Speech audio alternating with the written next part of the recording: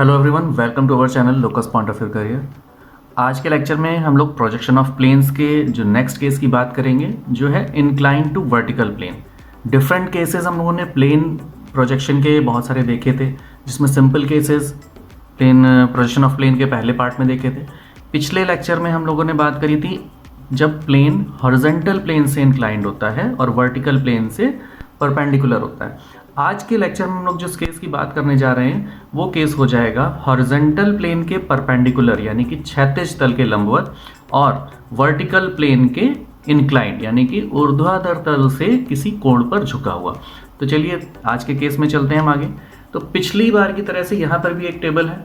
अब देखिए यहाँ पर जो क्वेश्चंस हमको मिलेंगे उनमें हमें ध्यान क्या रखना है। क्वेश्चन को पढ़ते समय हमको ढूंढना होगा, अगर उसमें लिखा है परपेंडिकुलर टू एचपी यानी कि हॉरिजॉन्टल प्लेन या क्षैतिज तल के लंबवत है दिया गया प्लेन, वो स्क्वायर हो सकता है, रेक्टेंगल हो सकता है, पेंटागन हो सकता है यानी कि पंचभुज हो सकता है, हेक्सागन हो सकता है, कोई भी इस तरह का प्लेन फिगर हो सकता है। अगर वो हॉरिजॉन्टल प्लेन से परपेंडिकुलर दे रखा है और उसका कोई भी एंगल, ये लिखा हुआ है कि plane is inclined to VP या surface of plane is inclined to VP, अगर ये लिखा हुआ हमको दिख रहा है क्वेश्चन में कहीं पर भी और इंक्लिनेशन के साथ कोई एंगल दे रखा है, तो सबसे पहली चीज तो हमको ध्यान रखनी है कि अब हम जो ट्रू शेप बनाएंगे यानी कि जो भी प्लेन है उसकी एक ट्रू शेप बनती है, जैसा कि हमने पिछली क्लास में देखा था, वो हमेशा रेफरेंस लाइन के ऊपर की तरफ बनेगी। ठीक है, अब ऊपर की तरफ बनेगी, वो कैसे बनेगी, किस तरह की बनेगी, ये आगे के केसेस में हम लोग डिस्कस करेंगे। तो पहला तो हमको यही ध्यान रखना है।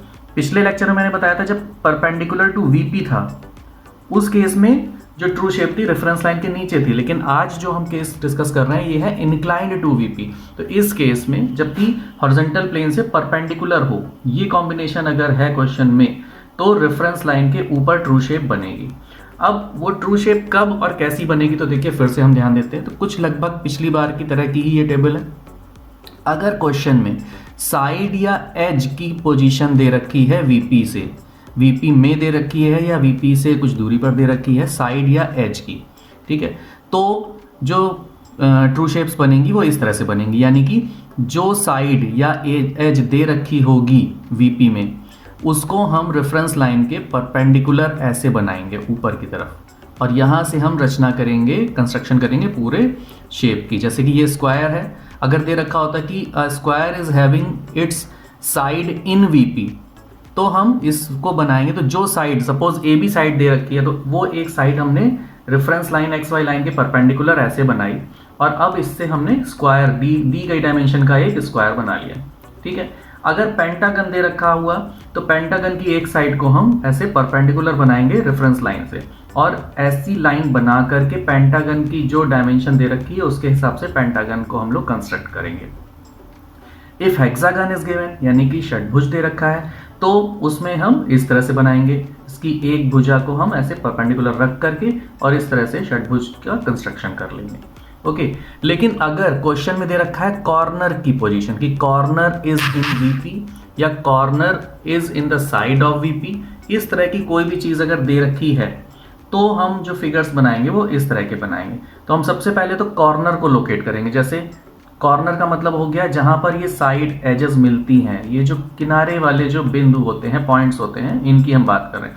तो कॉर्नर को लोकेट करेंगे जिस कॉर्नर की पोजीशन दे रखी है, कि वो रेफरेंस लाइन से कितनी ऊपर होगा, क्या होगा, हॉरिजॉन्टल प्लेन से कहां पर है, वर्टिकल प्लेन से उसकी क्या पोजीशन है, ये सब क्वेश्चन पढ़ करके हम लोग डिसाइड करेंगे। ओके, इतना करने के बाद जब कॉर्नर हम डिसाइड कर लेंगे, उसके बाद उस कॉर्नर के साथ जो भी एंगल दे रखा होगा कि साइड किस एंगल पर है, ये क्वेश्चन में गिवन होगा हमें, उसके अकॉर्डिंग हम यहाँ से स्क्वायर का या पेंटागन का या हेक्सागन का, जिस भी चीज़ का क्वेश्चन है उसको कंस्ट्रक्ट कर लेंगे। अगर हेक्सागन गिवन है तो इसमें केस सिंपल हो जाएगा कि यहाँ पर देखिए इसकी एक साइड को हम हॉरिजॉन्टल यानी कि एक्स वाई के पैरेलल बना करके हम आगे बढ़ते हैं, अगर कोई और एंगल नहीं दे रखा है ऐसा तो। ठीक है, तो इतना तो हम कर ही लेंगे। बाकी एक टेबल जो पिछली बार भी मैंने बताई थी कि ट्रू लेंथ जिसको कंफ्यूजन हो तो वो पिछले लेक्चर में अगर देखेगा तो उसको ट्रू लेंथ पता चल जाएगा। ट्रू शेप मतलब जो वास्तविक शेप है ये, और ट्रू लेंथ इनकी प्रोजेक्टेड लंबाई जो होती है, जो वास्तविक शेप की प्रोजेक्टेड लंबाई आती है उसको हम ट्रू लेंथ कहते हैं। ये कभी कभी रेफरेंस लाइन पर ही बनती है, जैसा कि पिछले लेक्चर में हमने जो एग्जांपल लिया था उसमें, और कभी कभी ये रेफरेंस लाइन से ऊपर या नीचे पैरेलल में भी बनती है।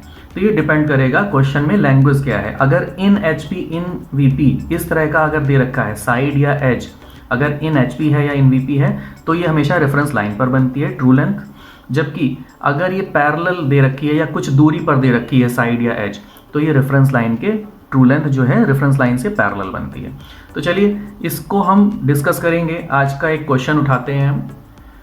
क्वेश्चन है कि draw the projection of a regular hexagon of side 30 mm whose one corner A is at 20 mm from VP and 50 mm from HP.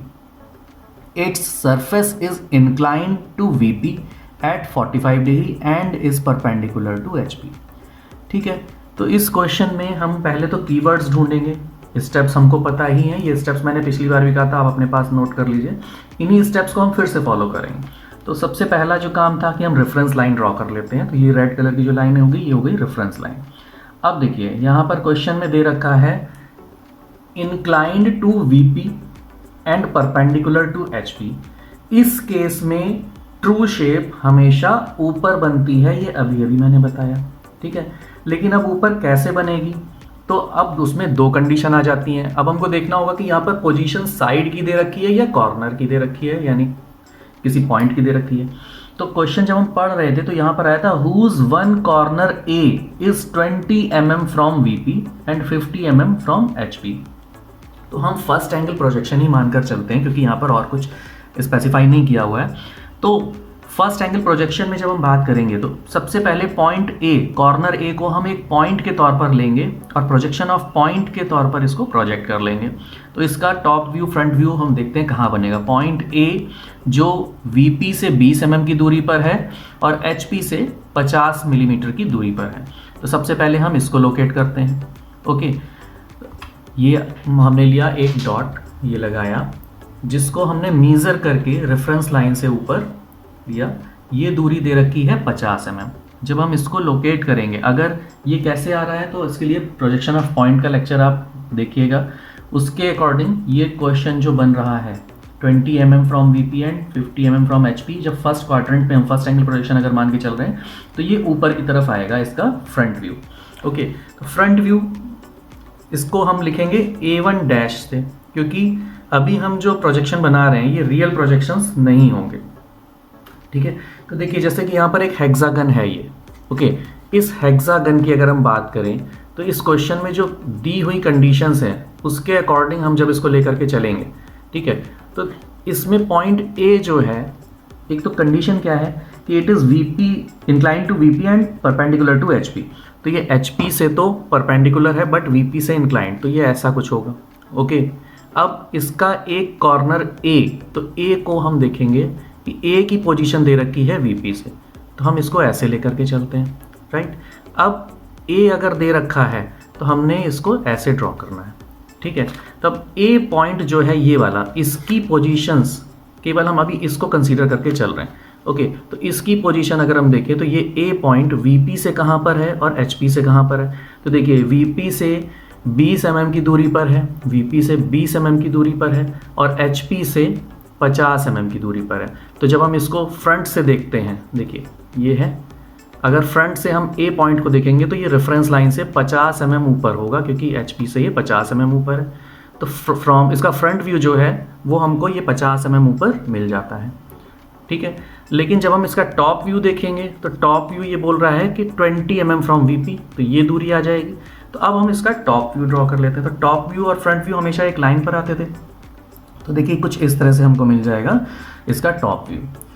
इसमें अगर किसी भी तरह का कन्फ्यूज़न है तो प्रोजेक्शन ऑफ पॉइंट वाला जो लेक्चर है उसको एक बार देखिएगा, तो इसमें क्लियर होगी आपको कि कैसे ये आ रहा है, ओके। अब अगला जो स्टेप मैंने बताया था टेबल को देखते हुए, तो यहाँ पर क्योंकि कॉर्नर की बात की गई है तो इस कंडीशन में हम जो हेक्सागन बनाएंगे वो पॉइंट ए डैश जो ऊपर है ये रेफरेंस लाइन के ऊपर की तरफ हम कंस्ट्रक्ट करेंगे। अब जब कॉर्नर दे रखा होता था तो आप टेबल में देखिएगा, जो मैंने टेबल अभी थोड़ी देर पहले दिखाई थी, कि हम इस तरह से एक हेक्सागन को कंस्ट्रक्ट कर लेते हैं, ओके। ध्यान ये रखना है कि हम इसको कंस्ट्रक्ट करेंगे। कंस्ट्रक्ट करने के बाद देखिए ये तो हो गया पहला स्टेप। अब यहाँ पर हमको दूसरा जो पॉइंट था स्टेप्स में वो था draw the projectors and find the true length of the plane. अब यहाँ पर प्रोजेक्शंस की जब हम बात करेंगे तो ट्रू लेंथ हमको कहाँ मिलेगी, इसको भी समझना ज़रूरी है। ठीक है, तो ये जब हमको ऐसे अगर हम इसकी बात कर रहे हैं, ठीक है, तो सामने से ये फ्रंट व्यू तो हमारा बन गया जब हमने इसको बिल्कुल प्रॉपर ट्रू मान लिया ऐसे, ओके, क्योंकि ये वीपी से इंक्लाइन पर था, अभी हम इसको ऐसे ही मान करके चल रहे हैं। अब हमको ट्रू लेंथ जब इसकी देखनी है तो उसके लिए हमें टॉप व्यू देखना होगा। तो टॉप व्यू आएगा रेफरेंस लाइन के नीचे। वो कैसे आता है, तो हम क्या करेंगे, इसके इस सिरे से नीचे एक प्रोजेक्शन लाइन खींचेंगे, इस सिरे से नीचे खींचेंगे, सारे पॉइंट से नीचे प्रोजेक्शन लाइन्स खींच देंगे और जो मैक्सिमम डिस्टेंस होगी, ये देखिए इसके जो दोनों सिरे हैं, एक ये वाला और ये वाला, एक ये वाला, ठीक है, तो ये दोनों जो सिरे हैं इनके बीच की दूरी इसकी ट्रू लेंथ होगी। और ये जाहिर है कि इसकी ट्रू लेंथ देखिए हमको रेफरेंस लाइन से नीचे मिल रही है यहाँ पर, ठीक है, तो टॉप व्यू इसका नीचे आ रहा है, यही ट्रू लेंथ हो गई इसकी। तो ट्रू लेंथ हमको नीचे इसकी मिल जाएगी, हम इनको नाम दे देते हैं क्योंकि ये फ्रंट व्यू था तो इसलिए हम सब में डैश लगा रहे हैं। ये देखिए प्रोजेक्टर लाइन्स हमने ड्रॉ करी, हर एक पॉइंट से नीचे की तरफ प्रोजेक्टर लाइन हम ड्रॉ करेंगे। नीचे क्यों कर रहे हैं, क्योंकि टॉप व्यू हमको नीचे दिख रहा है। ये आ गई इसकी ट्रू लेंथ। अब ट्रू लेंथ आने के बाद हम क्या करेंगे, तो अब हमको ध्यान देना है कि यहाँ पर क्या है, ड्रॉ द ट्रू लेंथ दस obtained at the angle of inclination given with HP। तो यहाँ पर HP, यहाँ पर हम बात जो कर रहे हैं, ये कंडीशंस जो थी ये पिछले केस के लिए थी, यहाँ पर हो जाएगा VP, ओके, क्योंकि अब हम VP से इंक्लाइंड की बात कर रहे हैं। तो इस पॉइंट की जगह जो हमने पिछले लेक्चर में बात की थी वहाँ पर हमने HP लिया था, तो यहाँ पर हम इसको कंसिडर करेंगे VP। तो VP से इंक्लाइंड जो एंगल दे रखा है उस इंक्लिनेशन पर हम इस वाली लेंथ को ऐसे रोटेट करेंगे और आगे ड्रॉ करेंगे। इस पे पहले हम सारे पॉइंट्स को लोकेट कर लेते हैं। देखिए ये A पॉइंट, ये A1 हमने नाम दिया था क्योंकि हमने ABCD लिया है इस जो शेप है, ठीक है। तो इसके जो प्रोजेक्शंस आएंगे, क्योंकि ये फाइनल प्रोजेक्शंस नहीं है इसलिए हमने A1 B1 इनको नाम दिया है। स्मॉल लेटर्स में हमेशा लिखते हैं फ्रंट व्यू और डैश लगाते हैं, तो ये तो ऊपर हो गए फ्रंट व्यू के नाम। नीचे जब हम आते हैं तो इसके सामने जो ये आ रहा है ये आ गया टॉप व्यू। A1 डैश अगर फ्रंट व्यू था तो A1 will be the top view. ऐसे ही B1 और F1 ये कॉन्साइड कर रहे हैं एक ही जगह पर, तो इस पॉइंट को हमने नाम दे दिया B1/F1। ऐसे ही C1 डैश और E1 डैश, इनसे भी आने वाली लाइन कॉमन है और ये एक ही जगह पर हमको दिखेंगे, तो इसको भी हमने नाम दे दिया C1 डैश और E1 dash. Then D1 dash से आने वाली लाइन जो है इसको हमने D1 नाम दे दिया, ठीक है। अब जो थर्ड स्टेप है उसको हम देखते हैं। तो हम इस ट्रू लेंथ को, यानी कि ये जो ट्रू लेंथ हमको मिली है, इस ट्रू लेंथ को हम नाप करके आगे कहीं पर इसी के आगे एक्सटेंड करके लाएंगे और उसी लंबाई को हम यहाँ पर दिए गए एंगल यानी कि 45 डिग्री पर रोटेट कर देंगे ऐसे, ठीक है। इन सारे पॉइंट्स को उतनी ही दूरी पर जहाँ पर हैं ये उस लाइन पर वैसे ही मेंशन करेंगे। देखिए कैसे करते हैं। तो हमने ये पॉइंट ले लिया A1 जो था, ठीक है, ये ड्रॉ करा, ठीक है, रेफरेंस के लिए हमने एक ये लाइन ऐसे खींची, ठीक है, और इस लेंथ को नाप करके और इस पॉइंट को स्टेशनरी रखते हुए ये पॉइंट यहाँ पर हम ले आए और इस लेंथ को नाप करके ये लंबाई हमने 45 डिग्री पर ड्रॉ कर ली, ठीक है। ट्रू लेंथ ये जो थर्ड पॉइंट था कवर हो गया। अब फोर्थ स्टेप पर हम लोग आते हैं। तो फोर्थ स्टेप क्या कहता है, draw the vertical projectors from each point of the true length. तो सबसे पहले हम सारे पॉइंट्स को लोकेट कर लेते हैं। देखिए जो जिस जगह पर था, अब यहाँ पर क्योंकि ये एक्चुअल इसका जो हमको व्यू दिखेगा, ठीक है, टॉप व्यू, वो अब बन गया है। क्यों? क्योंकि देखिए जो पोजीशन दे रखी थी ये कुछ इस तरह की थी, ओके। अब जब हम इसको देख रहे हैं, ठीक है, देखिए ये कुछ इस तरह से थी, ये ऐसी कंडीशन थी, हमने इसको ऐसे माना था, तो ये टॉप व्यू आया था इसका नीचे, ठीक है, ट्रू लेंथ। लेकिन एक्चुअल में तो ये क्योंकि इंक्लाइंड पर था VP से हॉरिजॉन्टल प्लेन के परपेंडिकुलर, तो एक्चुअल ऐसा होगा। तो अब ये इसकी ट्रू लेंथ जो पहले ऐसे दिखी थी हमने इसको रोटेट कर लिया 90 डिग्री पर, ओके। तो ये हमने पहले माना था, अब इसको ट्रू लेंथ को लेकर के हम इस एंगल पर लेकर के आते हैं, तो एक्चुअल टॉप व्यू हमको अब मिल रहा है। तो हम जो नाम है उनमें से 1 2 हटाकर एक्चुअल नाम यहाँ पर दे देते हैं। तो रिस्पेक्टिव पोजीशन पे जहाँ पर A1 था वहाँ पर हमने लिख दिया A, B1 और F1 हम यहाँ से नापेंगे और इसी डिस्टेंस पर हमने B/F कर दिया, ये पॉइंट आ जाएगा।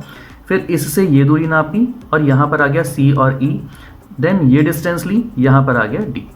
अब इसके हर एक पॉइंट से, जैसा कि हमें पॉइंट नंबर 4 जो स्टेप नंबर 4 बोल रहा है, तो हम यहाँ से वर्टिकल प्रोजेक्टर्स ड्रॉ करते हैं। ओके, हर एक पॉइंट से ऊपर की तरफ प्रोजेक्शन लाइन्स हमने ड्रॉ कर ली। अब जैसे कि हमने यहाँ से ऊपर की तरफ लाइंस ड्रॉ करी हैं, सिमिलर पैटर्न पर हम यहाँ के हर एक पॉइंट से जितने भी कॉर्नर्स हैं ट्रू शेप के, इससे हम हॉरिजॉन्टल प्रोजेक्टर्स को ड्रॉ करेंगे। तो यहाँ पर ऑब्वियस है क्योंकि ये हॉरिजॉन्टल लाइंस है, देखिए, तो E1 और F1 से आने वाली लाइन जो होंगी ये कंसाइड करेंगे, यानी कि एक ही लाइन पास होगी। ऐसे ही A1 और D1 ये भी एक ही लाइन पर आ जाएंगे, B1 C1 इनके लिए भी एक ही लाइन होगी। तो चलिए पहले प्रोजेक्टर्स हम हर पॉइंट से ड्रॉ कर लेते हैं। तो ये हो गया horizontal projector for point E1 dash and F1 dash. फिर ये दूसरा हॉरिजॉन्टल प्रोजेक्टर हो गया जो A1 डैश और D1 डैश से आ रहा है। फिर ये तीसरा प्रोजेक्टर हो गया जो B1 डैश और C1 डैश से आया। अब ये जो प्रोजेक्टर लाइंस हैं, इनको जहाँ जहाँ ये एक दूसरे से मिल रही है, जैसे देखिए A1 डैश यानी कि A से आने वाली लाइन ये भी है और A से ऊपर जाने वाली लाइन ये है, तो this will be point A dash. Okay, ऐसे ही B पॉइंट ये है B1 डैश और B से जाने वाली लाइन ये है, तो this will be point B dash. ठीक है, C से ये लाइन जा रही है और C से ये भी लाइन जा रही है, तो this will be C dash. ऐसे ही D से देखिए ये लाइन जा रही है और D से इधर ये लाइन जा रही है, तो इस पॉइंट को हम नाम दे देंगे D डैश। E से आने वाली लाइन ये थी और यहाँ पर E से आने वाली लाइन थी ये, तो ये जहाँ पर दोनों मिली इनको E डैश। और बिल्कुल इसी तरह से F1 डैश से आने वाली लाइन ये है और यहाँ से F से जाने वाली लाइन ये है, तो इसको हमने नाम दे दिया F डैश। अब इन पॉइंट्स को हम ज्वाइन कर देते हैं ये एक एक करके। ये बन जाता है हमारा फाइनल फ्रंट व्यू। इस दिए गए क्वेश्चन की कंडीशन के according this will be the front view and this will be the top view. Okay, तो हमको ये स्टेप्स फॉलो करने हैं। ठीक है, अगर इंक्लिनेशन VP से दे रखा है तो ये VP से इंक्लिनेशन वाला एंगल, अगर HP से दे रखा है तो ये HP से। ठीक है, तो होपफुली ये केसेस आपको समझ में आए होंगे। अब इस जगह पर पेंटागन भी हो सकता था, इस जगह पर स्क्वायर भी हो सकता था, इस जगह रेक्टेंगल भी हो सकता था। सारे क्वेश्चंस को करने का पैटर्न यही होगा। इसी तरह से हमको कीवर्ड्स को सर्च करना है। ओके, तो अगर किसी को कोई डाउट है तो कमेंट बॉक्स में वो पूछ सकता है। अगर वीडियो समझ में आया तो इसको लाइक करिएगा, सब्सक्राइब करिएगा। नेक्स्ट जो लेक्चर्स हमारे होंगे उसमें हम लोग और भी केसेस डिस्कस करेंगे प्रोजेक्शन ऑफ प्लेन्स के। Okay, till then take care, good bye.